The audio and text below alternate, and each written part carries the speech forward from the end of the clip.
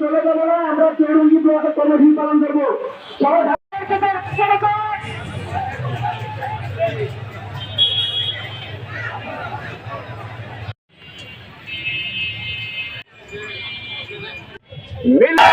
পৃথিবীর সবচেয়ে সুন্দর শহর রাফা এবং গাজাকে মাটির সাথে মিশিয়ে দেওয়া হয়েছে। আজকের এই সমাবেশ থেকে শুধুমাত্র ইসরায়েলি পণ্য বয়কটের ঘোষণা আমরা দিতে চাই না।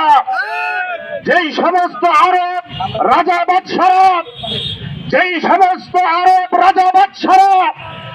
আমি মুসলিম হিসেবে বসে আছি, আমি কোনো পোস্ট শেয়ার করতে পারছি না, আমি কোনো শেয়ার করছি না, কমেন্ট করছি না।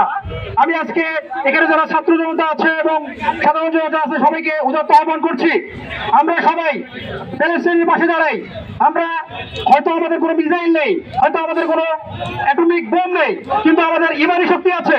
এই ইমানি শক্তি নিয়ে আমরা আল্লাহ সুবহানাহু দোয়া করি, সবাই সবার পক্ষ থেকে দোয়া করি যাতে প্যালেস্টাইন মুক্ত হয়। এবং ইসলাম একটি বিজয়ী শক্তির নাম।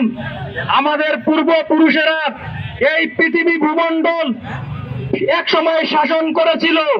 আজকে আমরা হৃদয় থেকে অনুভব করছি হামাসের প্রতিষ্ঠাতা তার যে ভবিষ্যৎবাণী ছিল 2027 সালের মধ্যে ইসরায়েল নামক যে বেনিয়ার গোষ্ঠী এই পৃথিবী থেকে নিশ্চিহ্ন হবে।